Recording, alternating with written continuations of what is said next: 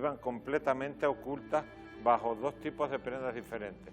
Bajo el manto, como es en este caso, un manto negro, y bajo la mantilla, como es en este caso, que la vamos a cubrir de manera que dejaban solamente por fuera un ojo o en algunas ocasiones dos ojos. O sea, se quedaba como van en la actualidad las mujeres con el burka, completamente tapadas.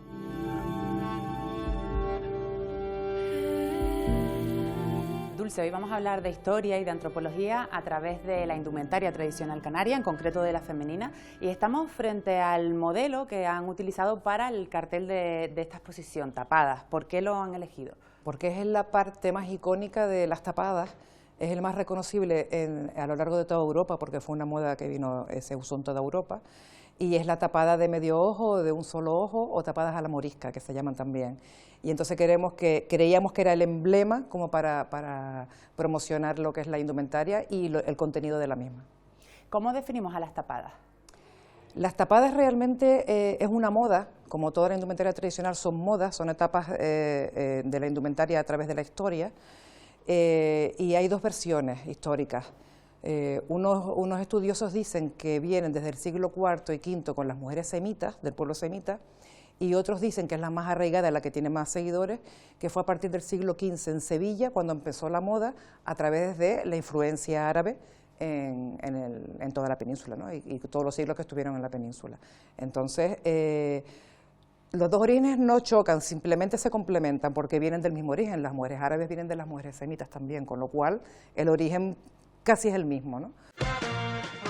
La ropa puede convertirse en un instrumento de opresión y un ejemplo perfecto es cómo se ha utilizado para ejercer control sobre la mujer. Encontramos casos a lo largo de la historia que han tapado el cuerpo y el rostro de las mujeres en diferentes culturas y momentos. Nacido en el recelo de los orientales hacia las mujeres, el tapado fue aceptado más tarde por el cristianismo como expresión de honestidad, decoro y recato. Era una forma de limitar el movimiento, la visibilidad y la libertad de la mujer, poniendo a buen recaudo lo que se consideraban virtudes femeninas, la pureza de las doncellas, la fidelidad de las casadas y la compostura de las viudas. En España esta costumbre se adquiere en el siglo XV y se ha mantenido hasta nuestros días con tradiciones como la de la cobijada, típica en algunas regiones de Cádiz. Son los mismos orígenes que tienen los burkas, por ejemplo, o los velos que la tradición y las religiones islámica y judía imponen a las mujeres aún hoy. Israel cuenta con una nueva tendencia estética en barrios ultraortodoxos. El velo y prendas cubiertas por largas telas ocultan la piel de religiosas judías que buscan con esta vestimenta obtener la redención. A Canarias, la costumbre de taparse llega con la conquista y perduró hasta mediados del siglo XIX. Aquí se ocultaban con dos tipos de prendas: las mantillas blancas guarnecidas con seda y a cuyas portadoras se las conocía propiamente por tapadas, o con el manto sujeto a la cintura y subido por la cabeza, cuyas portadoras se dice que iban de manto y saya. También perduró la costumbre del uso del manto en algunos trajes tradicionales de la isla de La Palma. En Gran Canaria, el taparse con la mantilla blanca o negra para salir de casa llegó hasta la década de los 60 del siglo XX. ¿Con qué objetivo se tapaban las mujeres? Normalmente con la historia de la humanidad empieza el vestirse, el taparse. Entonces, en determinadas épocas de la historia, pues se van tapando, vistiendo de determinadas maneras. En esta época, por historia, la mujer siempre ha estado como relegada en detrimento a favor del hombre. Me tapo para no mostrar mi feminidad. Fue el principal objetivo de taparse. ¿Qué pasa? Que llegó un momento que las mujeres aprovecharon esa manera de taparse para otros menesteres. Me tapo porque el hombre quiere que vaya tapada, pero yo a su vez también lo uso para esconder otro tipo de actividades. Pues quiero salir sin ser reconocida, quiero ir a la iglesia con mucho recato y bien elegante en las clases pudientes, quiero salir a ligar, como se dice ahora, y no me reconoce nadie, etcétera. O sea que taparse tiene como muchas connotaciones. La misma prenda con la que se oprimía a la mujer en esta época sirvió para engañar al propio sistema. Ocurrió así en todos los territorios donde se había impuesto esta moda, también en los países conquistados en Latinoamérica. Uno de los casos más documentados es el de Perú. Las limeñas fueron tapadas con las mismas telas, pero bajo esas capas encontraron también una forma de saltarse las normas de opresión. Así eran las tapadas limeñas.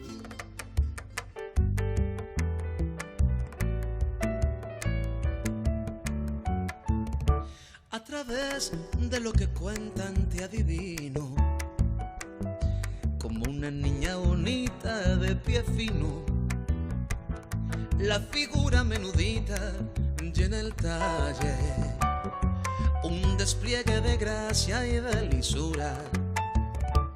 Con aroma de los huertos te envolvías y llena de tu fragancia y tu frescura encendías el camino, pues llevabas para alumbrarte centellas de terciopelo, azafrán de Castilla, jonjolí, romero santo. Tenías en el pecho alelí, nardos y encantos.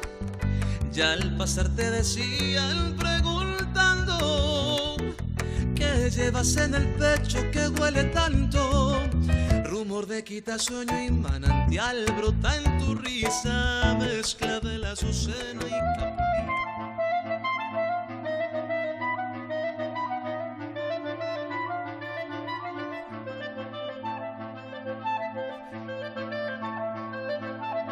El fenómeno de las tapadas, que tiene tanto que ver con el pudor y el recato, me proporciona la coartada perfecta para hablar de esta antología de Antonio Becerra Bolaños, La sonrisa de Ciprina, sobre el erotismo en la poesía canaria moderna. Se trata de una muestra de la poesía erótica y amorosa que se hacía en Canarias, principalmente en el siglo XIX, época en la cual, pese al rigor de la moralidad pública, hay una abundante producción de poesía que podría englobarse en este subgénero, desde la más festiva y picante a la oda anacreóntica, cuyos temas son el amor y la galantería. La sonrisa de Ciprina incluye poemas de autores como Graciliano Afonso, Rafael Bento o Domingo Albertos, pero también de autoras como la perejila Mercedes Letona del Corral o la decimista María Joaquina de Viera y Clavijo. Todo lo cual me lleva a pensar que en esta época, aunque fueran tapadas, también había mujeres que se sabían divertir.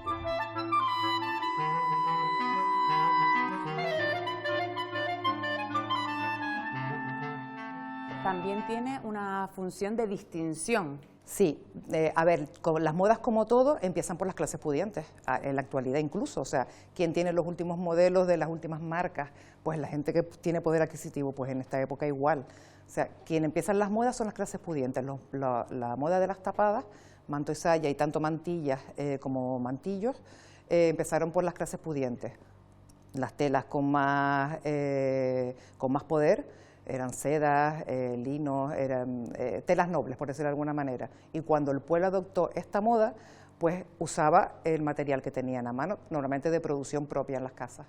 Como este, por ejemplo, Sí. en este se puede ver esto que hablamos de la distinción, ¿no? Sí, De la clase aquí social. tenemos una de las tapadas, porque tapadas son todas. En este caso hay una tapada con una mantilla que se llama, según el prebendado Pereira Pacheco, quien dibujó en una lámina, esta mujer paseando por la laguna, que se llama la currutaca disfrazada.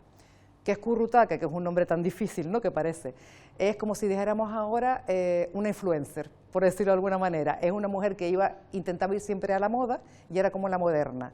Entonces, ¿qué hacía? Era una señorita de la alta sociedad que se tapaba para poder irse de fiesta, porque las señoritas de la alta sociedad no podían ir de fiesta a mezclarse con el pueblo. Estás hablando de estas influencers, de esas mujeres de la clase pudiente que lo ponen de moda y se popularizan. Las clases pudientes lo siguieron usando bastante tiempo, evolucionando de lo que es el primigenio manto y saya, que son las dos faldas o enaguas que se llamaban en siglos anteriores, una por la cabeza, y ese manto que iba por encima de la cabeza, pues fue evolucionando y convivió con las mantillas, que es como el que te expliqué hace un momento, incluidas las mantillas de blonda, que las veremos después. Desaparecen en la península sobre finales del siglo XVIII, mediados del siglo XVIII, pero en Canarias duran un siglo más, con lo cual a nosotros en Canarias las cosas, bueno, a la actualidad también nos siguen llegando con un poquito más de retraso y nos duran con un poquito más de años, ¿no? Hubo como mucho empeño por parte de las autoridades de prohibir estas tapadas, ¿por qué? Sí, a ver, se utilizaban como todo en las modas de esta época, se utilizaban taparse para hacer fechorías. era la época de los malas personas, mala gente, de los balandros, como decían ellos, y utilizaban no solamente las mujeres, sino los hombres con las capas y los sombreros de ala ancha para hacer fechorías. ¿Qué pasa? Que desde Felipe I, Felipe II, Felipe III, Carlos I, Carlos II, o sea, todos intentaron con las leyes suntuarias prohibir este tipo de indumentarias para que la gente no cometiera fechorías. No lo consiguieron y además encima lo que consiguieron es todo lo contrario, de que lo siguieron utilizando para hacer motines en contra de esas leyes.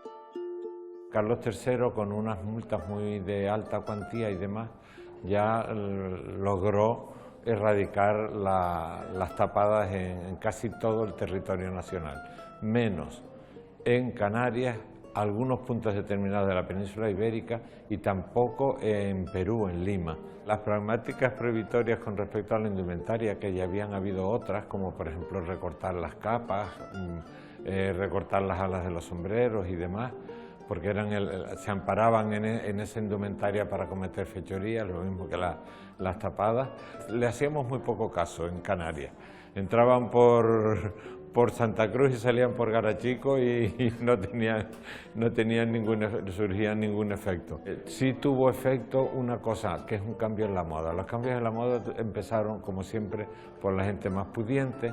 Empezó a desechar la mantilla de tela, la mantilla gruesa que vemos en la exposición, y a cambiarla por la mantilla de blonda, de encaje. La clase media dijeron, uy, yo quiero vestirme como las señoras. Esta sala está separada del resto porque tiene que tener unas condiciones de exhibición especiales. Tiene que tener la luz controlada y tiene que tener la humedad y la temperatura controlada también, porque son prendas antiguas las que se exhiben. Tiene una mantilla también del siglo XIX muy interesante, de lana, pero con guarniciones de seda, y después un justillo que lo hemos puesto así como muy ceñido al soporte, al maniquí, porque los justillos en esa época hacían las veces de los actuales sujetadores. En el ámbito familiar, pues había mujeres que se dedicaban a confeccionar sombreros, había mujeres que se dedicaban a confeccionar mantillas, habían especialistas zapateros que hacían varios tipos de zapatos. O sea que una indumentaria, un traje completo, un atavío completo, lleva un montón de artesanos detrás.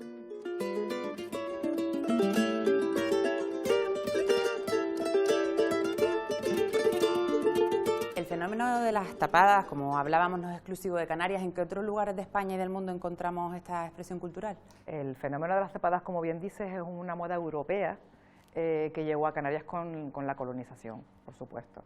La evolución natural, bueno, las tapadas son todas, convivieron lo que es el manto y saya, que como te comentaba antes eran dos faldas o enaguas, como era el término usado en la época, una de ellas por la cabeza con la que se tapaban. Después están las mantillas, que todos conocemos como la mantilla canaria, que tomó su identidad propia en Canarias, y después las mantillas en sí también fueron evolucionando, igual que evolucionó el manto, que se convirtió en medio manto, que tenemos un ejemplo en la exposición. Las mantillas también van evolucionando. Primero eran todas opacas, todas de lana, de lino, después se le fueron poniendo guarniciones de seda, e incluso llegaron a ser todas caladas o transparentes, como las famosas mantillas españolas que se pusieron de moda en toda Europa. La mantilla española estuvo de moda en toda Europa. En esta exposición hemos puesto la moda de la época. Tenemos un traje de corte imperio, que es copia de una prenda testigo original. Corte imperio es el corte de moda en el siglo XVIII, y que ya se estaba utilizando la mantilla española como prenda accesoria. Nos encontramos con que muchos viajeros que vinieron a Canarias se vieron muy sorprendidos por esa imagen de la mujer y lo reprodujeron en láminas, en obras literarias. Cierto, el tema de las tapadas está tanto en literatura como en pintura, en documentos gráficos de cualquier tipo. Los viajeros que llegaban a través de nuestros puertos se sorprendían mucho cuando se bajaban en las islas y decían esas imágenes de como fantasmas negros deambulando por las calles. ¿Qué pasa? Que normalmente en los muelles veías a las clases más populares y más pobres con sus tejidos más toscos y probablemente estuvieran hasta un poco deteriorados ya del uso.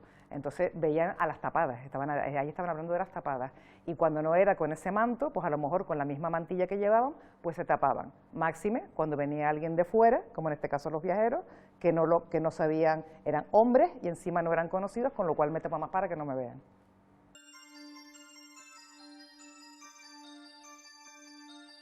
Miguel de Cervantes, Lope de Vega o Tirso de Molina reflejaron en sus obras el uso del manto y saya en la vestimenta femenina. Las tapadas eran protagonistas tanto en historias de misterio como en situaciones cómicas y de enredo. La literatura de la época ayudó sin duda a conocer más detalles sobre estas prendas y su utilización. En Canarias también nos hacemos una idea gracias a las descripciones que en los siglos XVIII y XIX realizaron los viajeros que visitaron las islas procedentes de lugares como Francia o Inglaterra. Muchos de ellos mostraron su sorpresa ante la forma de vestir de las mujeres isleñas. El antropólogo René Bernot, por ejemplo, escribió que las jóvenes no exponen jamás durante el día su pálida tez a los ardores del sol y añadía que la clase acomodada se viste a la europea y las mujeres reemplazan por un sombrero la mantilla, que les va muy bien. El comerciante británico Alfred Diston aseguraba que el manto y saya es el más singular de los vestidos de las Canarias. Para un ojo no acostumbrado, dice, es la moda más extraña y fea de todas las usadas por las mujeres. Aún así, al igual que el clérigo Antonio Pereira Pacheco, realizó un gran número de láminas en las que dibujaron tanto a mujeres como a hombres, luciendo el atuendo de la época. El corresponsal inglés Isaac Latimer y su hija Frances destacan a su vez el uso de estas prendas, al igual que William Wilde, padre de Oscar Wilde, que en su viaje a Tenerife anotó que todas las mujeres llevan mantilla hecha de las más finas y suaves lanas blancas con un ancho ribete de raso adornado con rosetas de seda que les caen por delante. Ya en el siglo XX el uso de esta forma de vestir decayó, aunque el doctor Bettencourt Alfonso afirmó que todavía alrededor de 1900 en la localidad de La Aldea, en Gran Canaria, a los entierros van vestidas las mujeres de manto y saya y algunas con sombrero.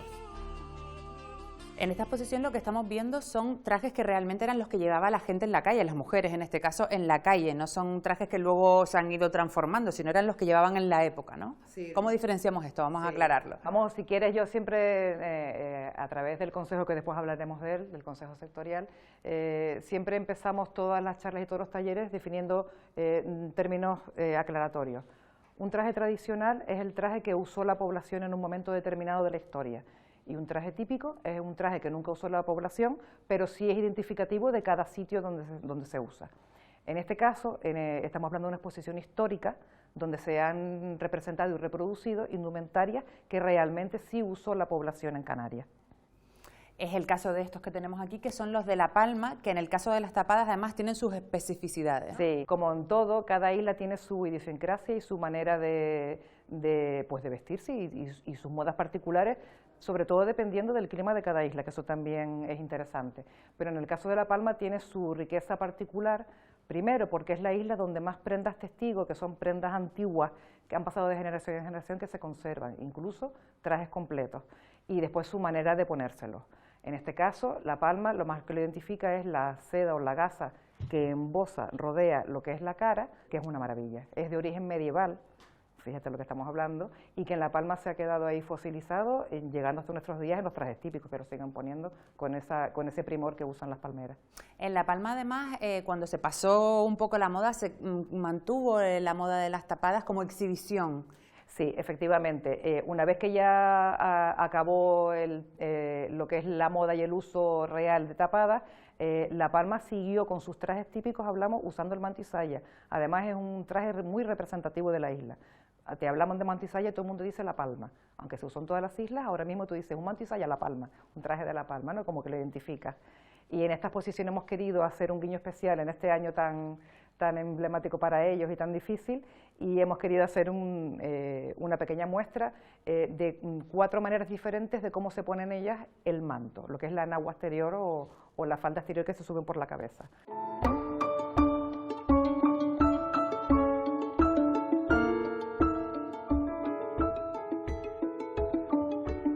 El Yativo es un grupo folclórico que se dedicó desde que se fundó, prácticamente hace 40 y pico de años, a recopilar tanto la indumentaria como la música y la danza tradicional de La Palma, ¿no?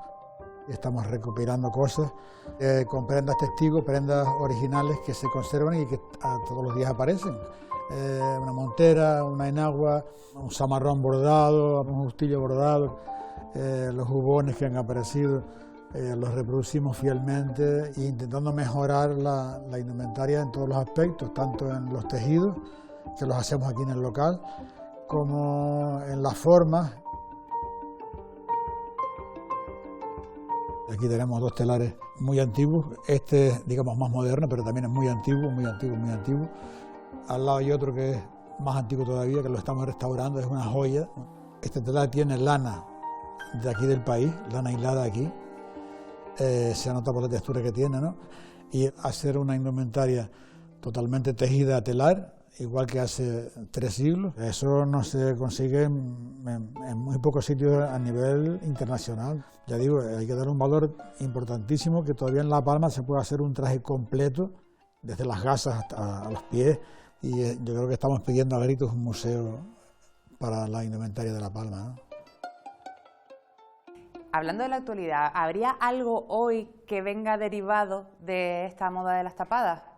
Sí, como decíamos antes, en Canarias duró 100 años más el uso de taparse, ¿no?, en las islas, incluso llegando a casi a finales del siglo XIX. En Canarias somos tan aficionados al carnaval desde épocas anteriores, que los hombres, ya en la época de las tapadas real, cuando se usaban, ya usaban el manto y saya y taparse para salir los hombres también a la calle, con varias finalidades: vigilar a las mujeres, o incluso también para ligar, o para encontrarse con alguien furtivo. Si un hombre que estaba casado tenía a lo mejor una amiga, muy amiga, pues me voy a encontrar con ella y salgo a la calle de tapada. Nadie sabe que soy un hombre y me encuentro con ella y vuelvo a casa y nadie se entera.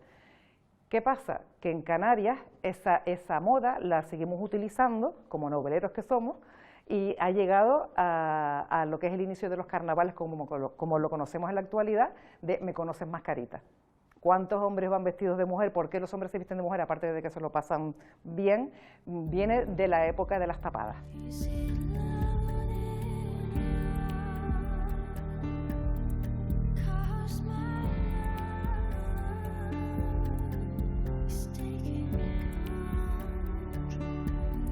Esta exposición tiene un valor histórico no solo porque hay reproducciones de la vestimenta de una época, que además viene con paneles informativos, sino además porque se mezcla con piezas originales como las que tenemos en esta sala. ¿Qué nos podemos encontrar aquí? En esta sala hemos querido incluir lo que son complementos, por así decirlo, de la indumentaria que estamos tratando. En una de las vitrinas, en la que tenemos aquí delante, tenemos los mantones y mantoncillos, mantones de Manila, que realmente no son de Manila. Son mantones chinos, vienen de China, y algunos con motivos japoneses, como este azul que tenemos aquí delante. ¿Por qué se llama mantones de Manila? Porque se embarcaban por Manila. El barco que llegaba a Europa venía a través de Canarias y salía del puerto de Manila, con lo cual por todo el mundo decía mantones de Manila y se conocen en todo el mundo por mantones de Manila, pero son realmente chinos, seda, son de seda. Aquí tenemos mantones de finales del siglo XIX, una joya, una maravilla. Después tenemos otra cápsula por allí con lo que son peinetas, peinillos, incluso unos guantes. ¿Por qué unos guantes? Antes vimos un traje de corte imperio de la época que podían ser de mangas 3/4. Las mujeres no podían enseñar los brazos en esa época. ¿Cómo lo suplíamos la manga? Pues nos poníamos unos guantes. Peinetas, como las conocemos, la famosa peineta española, que se usó en toda España, evidentemente, y aquí en las clases pudientes, como todas las modas, también las usaban las mujeres. Incluso las no pudientes, muchas no tenían peinetas porque son muy caras, el material era muy caro, incluso se las ingeniaban y hacían peinetas, como iban tapadas con la mantilla, pues se las hacían con cartón, con madera o con algo recurrente que tuvieran. Otra de las vitrinas tenemos los abanicos. Los abanicos es un complemento, además necesario, y más en épocas calurosas. Tú imaginas que vamos a la iglesia y pues nos da calor, pues siempre el abanico. Aparte de que es un símbolo también que identifica las clases, fíjate qué curioso, ¿no? Depende de la riqueza del material del abanico, pues las clases pudientes tenían abanicos con materiales más ricos y los abanicos un poquito más asequibles que llegaban a manos de las clases populares. Y después tenemos el famoso lenguaje de los abanicos. El origen del abanico parece situarse en Oriente, llegando a Europa en el siglo XVI. Posteriormente, durante el Versalles de María Antonieta, era un objeto indispensable para el cortejo. Y también lo fue en España, que con una cultura tan encorsetada y restrictiva con la mujer, este objeto le permitía mantener un diálogo secreto y gestual con los hombres. Una tradición que llega a Canarias y que mantienen las mujeres tapadas. El abanico era casi una prenda indispensable de la tapada. Casi todas del siglo XIX, tenemos la sospecha de que uno de los abanicos es del siglo XVIII. De ahí que se construyera todo un código en torno a su uso y manejo, unas señas que varían dependiendo del lugar e incluso algunos amantes establecían su propio lenguaje para no ser descubiertos, aunque algunas señas sí permanecen. Por ejemplo, si se abanica de forma lenta es que no está interesada, sin embargo, si lo hace con intensidad, es que sí le gusta a la persona que mira. Si solo deja ver los ojos significa que tenga cuidado porque les vigilan. Por el contrario, llevar el abanico cerrado a la altura de los ojos significa que quiere verlo a solas. Golpearlo con fuerza sobre la palma de la mano es estar impaciente por conversar.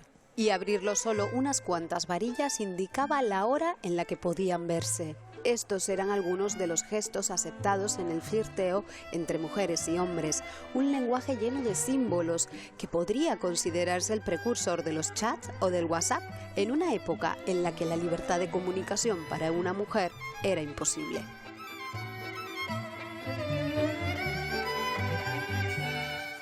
Han cuidado también el zapato, los sombreros, todo ese tipo de detalles. ¿Qué podemos ver? Sí, en cuanto a los tocados, que son las prendas de cabeza, acabamos de hablar de las peinetas, están todos los sombreros y todas las mantillas, que son prendas de cabeza también. Los sombreros, en este caso, de esta época, casi todos son sombreros de fieltro o de pelo.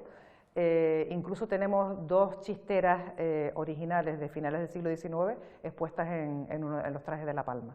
Uno en el de la currutaca que hablamos antes y otro en uno de La Palma.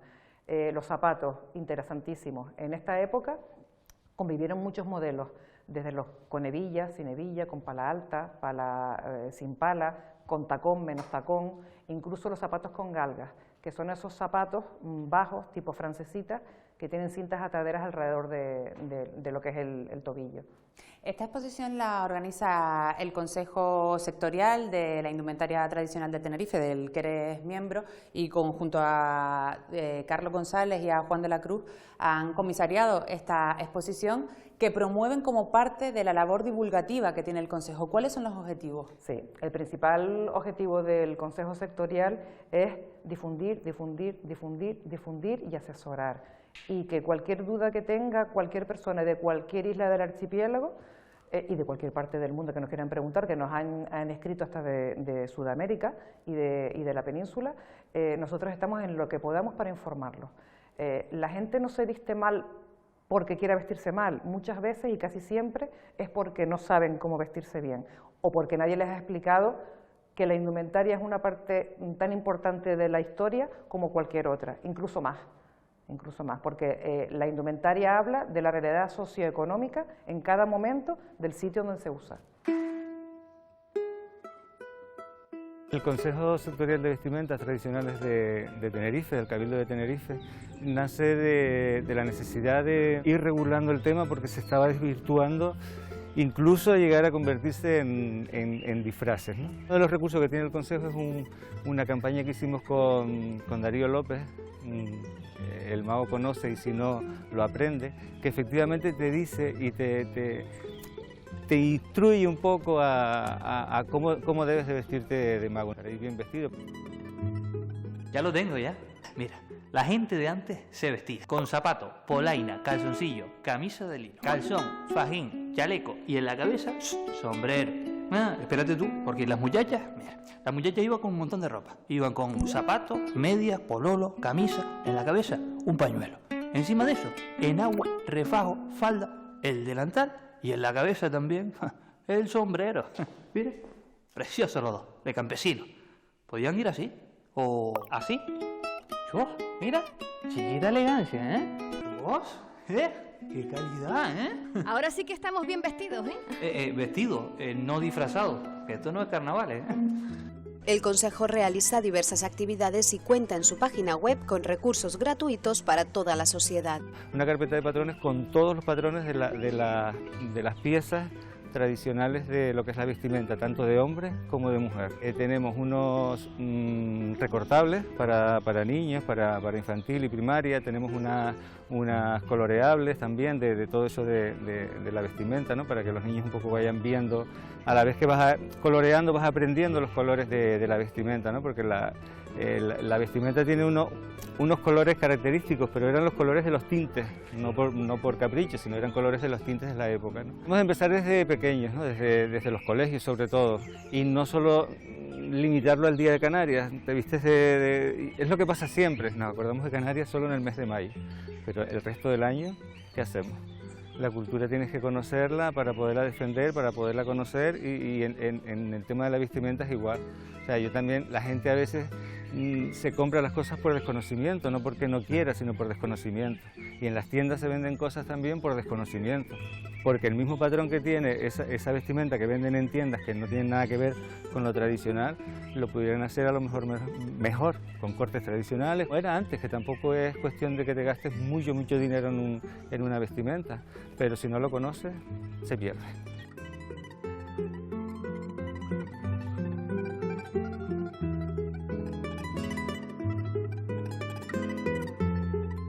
¿Por qué es tan importante que conozcamos y que conservemos nuestras tradiciones también en la indumentaria? Bueno, pues lo mismo que cuidamos la música, el baile, la gastronomía, todo lo que es nuestra idiosincrasia. En este mundo tan globalizado, yo creo que ahora mismo lo más que enriquece a cada pueblo sería nuestra identidad propia. No significa que no acojamos a todas las demás expresiones, pero sí es verdad que cada uno debería tener claro cuál es su identidad y sentirse orgulloso de ella. Entonces la indumentaria yo creo que es una de las partes más importantes a respetar, y yo creo que es la peor tratada, es el apartado peor tratado de nuestras tradiciones. Pero vuelvo a decir lo mismo, no creo que sea, no hay culpables, porque evidentemente no hay culpables, pero yo creo que es por desconocimiento, más que por no querer hacerlo. Pues Dulce, muchísimas gracias por acercarnos un poquito más de la indumentaria tradicional canaria y por esa labor que está haciendo el Consejo. Gracias a ustedes y a Televisión Canaria por hacernos llegar a este tipo de información tan interesante para todos nosotros.